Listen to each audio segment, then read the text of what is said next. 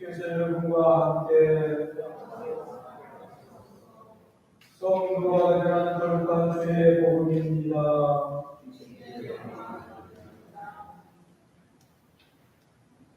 예수께서 동행에 든 군중을 향하여 돌아서서 말씀하셨다.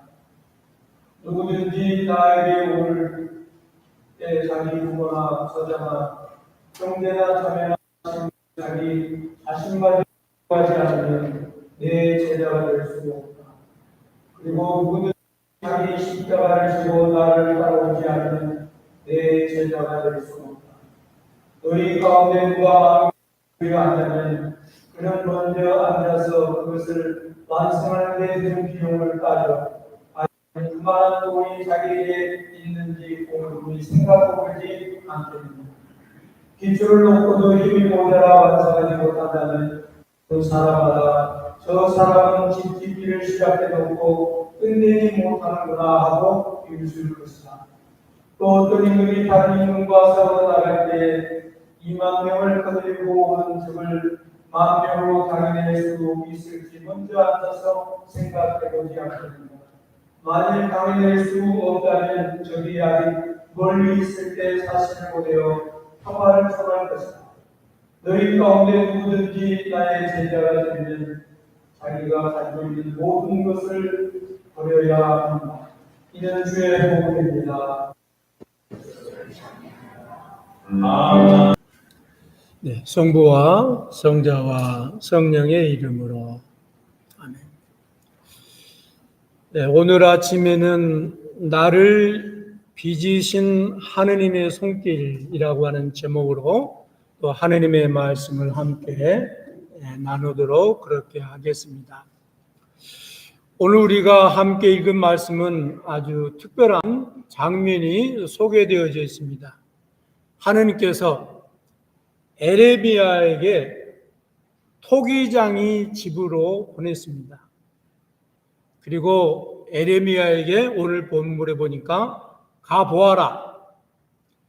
에레미야가 내려가 보니까 토기장이가 진흙을 가지고 그릇을 만들고 있었습니다.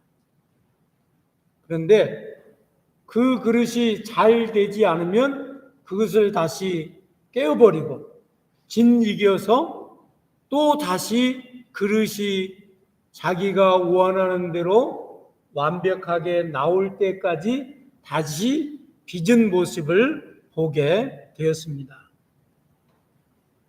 그때 하느님께서 음성이 에레미야에게 들렸습니다. 이스라엘 집아, 이 토기장이 손에 있는 진흙같이 너희도 내 손 안에 있느니라. 그렇습니다. 우리는 많은 사람들이 내 인생을 내가 주인이라고 생각하지만 우리 인생은 하느님이 우리 인생의 주인인 것을 알 수 있습니다.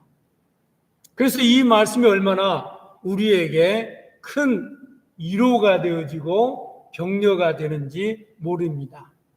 우리 인생의 때로로 실패할 때가 있고 깨어지지만 하느님의 손길 안에 있을 때 결코 실패한 우리를 하느님께서는 버리거나 포기하지 않는다라고 하는 것을 우리는 알 수 있습니다. 우리가 실패했다 할지라도, 우리가 실수했다 할지라도 실패한 우리의 인생이, 실수한 우리의 인생이 다시 하느님의 손에 얹어지게 되어지면 하느님의 손에서 다시 새 사람으로 빚어지고 그리고 새로운 사람으로 하느님께서 세우신다라고 하는 말씀입니다.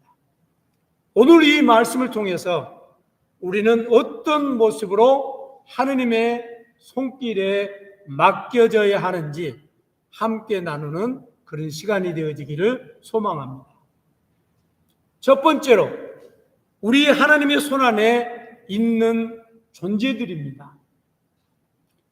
진흙은 스스로 자기 자신이 그릇을 만들 수가 없어요. 진흙이 자기 자신의 힘으로 좋은 그릇을 만들 수가 없고 그 진흙이 토기장의 손에 맡겨져야만이 아름다운 그릇이 만들어지게 된 것을 우리는 알 수 있습니다. 그러므로 진흙은 아무리 발부둥을 쳐도 자기 힘으로 쓸모있는 그릇을 만들 수가 없습니다. 반드시 토기장이의 손을 통해서만이 가능하다라고 하는 것을 우리는 알 수 있습니다. 우리 인생도 마찬가지입니다. 우리 인생이 하느님의 손을 떠나서는 아무것도 할 수 없습니다. 우리 자신이 하느님의 손길에 맡겨졌을 때 비로소 우리 인생이 인생다운 인생을 살 수 있게 되어집니다. 여러분, 후회 없는 인생은 어떤 인생일까요? 나 혼자 성공하고 내가 원하는 걸 다 이루고 세상 사람들이 바라볼 때 부러운 위치에 올라가 있을 때 많은 사람들은 저 사람은 행복한 사람이라고, 저 사람은 성공한 사람이라고, 저 사람은 내가 이루고 싶고 내가 갖고 싶은 모든 것을 다 가진 사람이라고 부러워할지 모릅니다. 그러나 정작 주변의 많은 사람들에게 인정받고 부러워하고 그 위치에 앉아있는 그 사람은 스스로 생각하기를 내 인생은 성공한 사람이라고, 어디에 내놓아도 후회 없는 삶을 살았다라고 고백하기란 쉽지 않습니다. 그래서 우리 인생은 하느님의 손길을 떠나서 사는 그 어떤 인생도 완전한 인생은 없다라고 하는 것을 우리는 알 수 있습니다. 그래서 에레미야 1장에 보니까 하느님은 에레미야에게 이렇게 말씀하십니다. 내가 너를 모태에 짓기 전에 너를 알았다. 에레미야가 그 어머니의 뱃속에서 잉태되기 전에 하느님께서는 에레미야를 아셨고 에레미야의 인생에 관여했습니다. 그렇습니다. 여러분, 우리가 이 세상에 태어나고 싶어서 우리 힘으로 태어난 사람이 누가 있습니까? 하느님께서 우리를 우리 어머니 뱃속에 안착하게 하고 우리 어머니 뱃속을 통해서 우리가 이 세상에 태어나게 되어지고 이 세상에 나와서 지금까지 우리가 살아왔고 지금 이 자리에 앉아 있는 겁니다. 근데 언뜻 보기에는 내가 하는 것 같이 생각하지만 하느님께서 우리가 태어나기 전에 이미 모태에서 태어나기 전에 하느님께서 우리를 하느님의 자녀로 선택하셨고 택정하셨고 부르셨고 하느님의 자녀가 되게 하셨고 지금 이 자리에 하느님께서 여러분을 부르시고 하느님의 이름으로 예배 드릴 수 있도록 여러분을 초청했다고 하는 사실에 우리 감동해야 되지 않을까요? 여러분, 우리가 누군가가 나를 알아주면, 누군가로부터 인정을 받으면 얼마나 행복합니까? 아, 내가 살아있구나. 나의 존재감이 어때요? 업됩니다. 그러나 어디에 갔는데 아는 사람이 없고 반겨주는 사람이 없으면 아무리 똑똑하고 잘난 사람도 그곳에 가서는 기죽어 있는 거예요. 그런데 하물며 온 우주를 창조하신 하느님께서 너는 내 것이다. 내가 너를 빚었다고. 세상 사람이 생각할 때 너는 잘못 빚어진 인생이라고 얘기할지 모르지만 하느님의 관점에서 나를 본다면 우리는 어떤 사람이에요? 완전하게 하느님께서 빚어내신 우리 각자의 인간인 거예요. 그러므로 인해서 여러분은 왜 나는 이 모양으로 생겼느냐고, 왜 내 인생이 이 모양이냐라고 불평하고 원망할 수가 없습니다. 그렇습니다. 오늘 아침 우리 자신이 우리 인생의 주인이라고 생각하고 있지는 않습니까? 아니면 오늘 또 내 삶이 온전히 하느님의 손길에 맡기고 살고 있다라고 느끼고 있지는 않습니까? 두 번째로 우리는 실패와 깨어짐에도 여전히 우리는 하느님의 빚으심 안에 있다라고 하는 것을 우리는 알 수 있습니다. 오늘 본문의 토기장이가 그릇을 만들 때에 어떻습니까? 토기장이 자신이 만든 그릇이 마음에 안 들면 다시 부수고 다시 빚기 시작합니다. 그렇다고 해서 그 진흙을 결코 버리는 적이 없습니다. 그 진흙을 다시 이깨고 다시 부서뜨려서 다시 만들어서 자기가 원하는 그릇이 되도록 만든다 말입니다. 우리 인생도 그렇습니다. 많은 사람들은 한번 실패하면 인생 자체를 쉽게 포기하는 사람들이 너무나도 많이 있습니다. 그러나 그리스도인들은 정신력이 강해야 돼요. 그 정신력을 하나님께서 붙들어 주셔야 돼요. 그리스도인은 7번 넘어져도 8번째 일어나야 됩니다. 아니, 8번째 넘어져도 9번째 일어날 수가 있습니다. 왜요?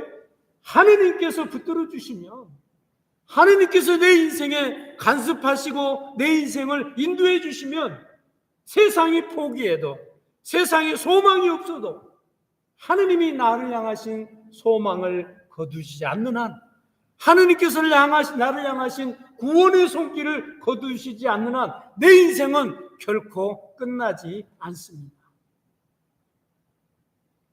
그래서 하느님의 관점에서 인생에서 실패했다고 무너짐으로 끝난 것이 아니라 하느님의 손 안에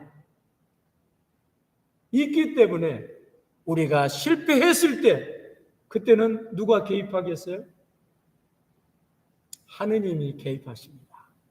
우리는 저마다 다 잘난 사람들입니다. 나 혼자 모든 것이 할 수 있을 것 같이 얘기합니다. 저에게 손주 녀석이 하나 있잖아요. 이 녀석이 뭘 내가 도와주려고 그러면 저보고 못하게 합니다. 자기가 한다는 거예요, 자기가.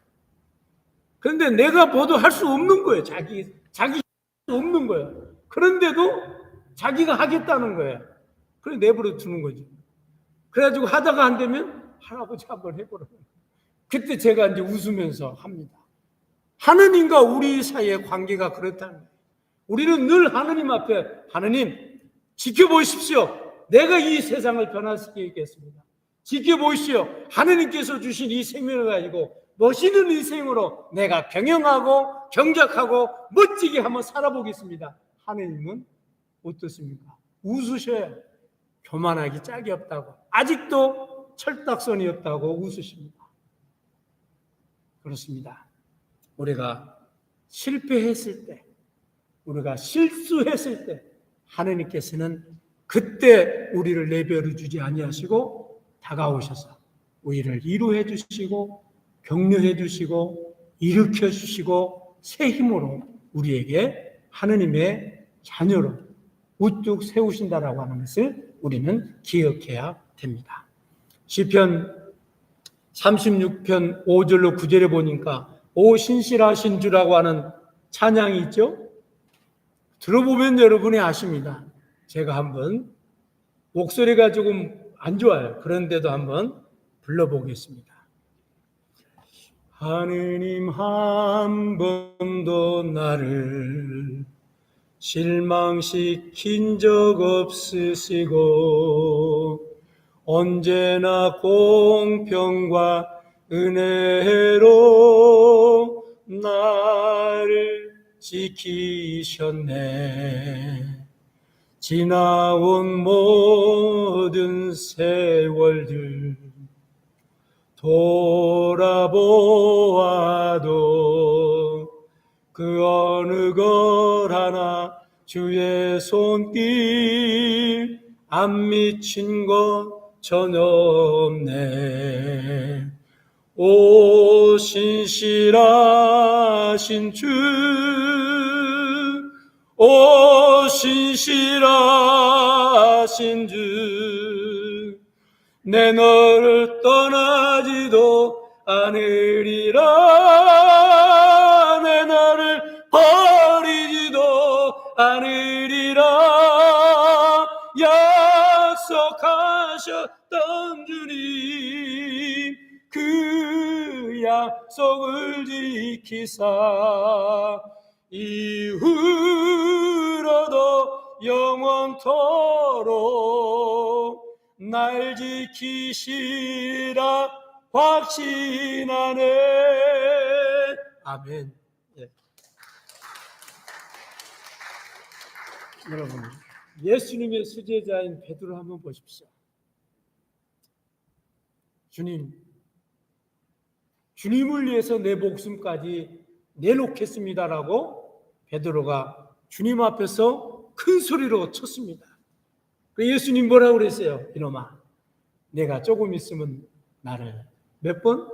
3번 부인할 것이다. 그런데 베드로는 아닙니다. 하늘이 두 조각 나도 나는 결코 주님을 버리지 않고 떠나지 않겠습니다. 호언장담을 했어요. 그런데 어땠습니까? 결국은 3번 주님을 부인하게 된 것을 볼 수 있습니다. 그리고 나서 그가 생각했습니다. 아, 주님께서 내 마음을 알고 계셨구나. 밖에 나가서 통곡을 하며 울며 땅을 치며 후회했습니다. 그런데 그걸로 끝난 게 아니었어요.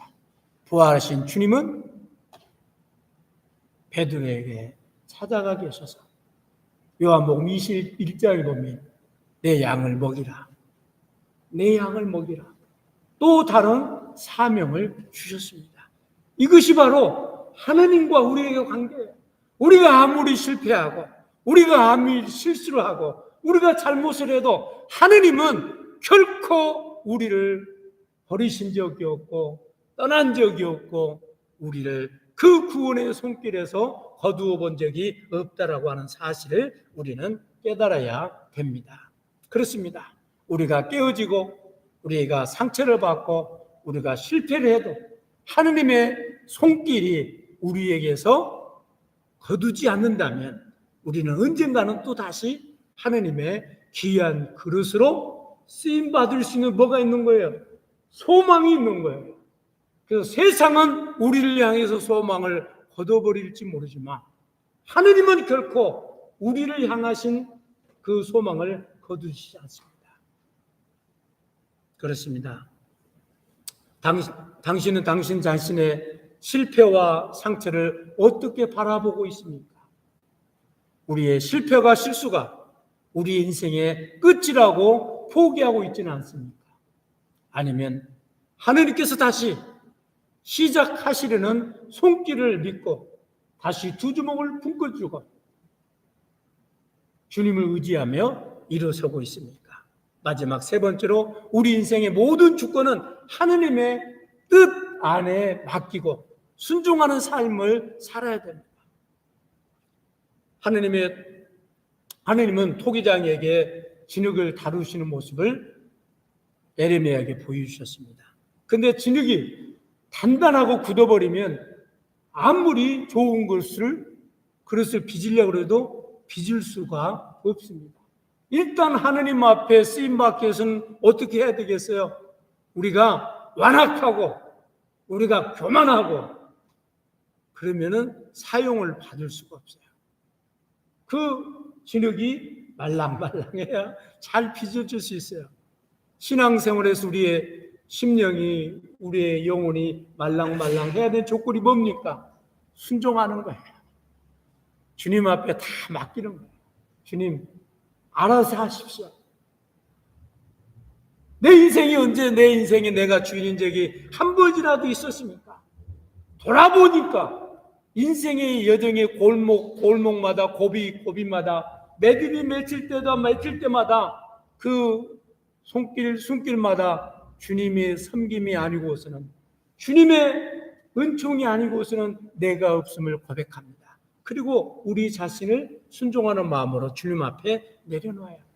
그럴 때 주님께서는 우리의 순종한 모습을 바라보시고 주님께서 역사하시고 우리를 통해서 일을 하십니다. 그렇습니다. 순종은 상황을 바꿉니다. 순종은 하느님의 심판을 돌이킵니다.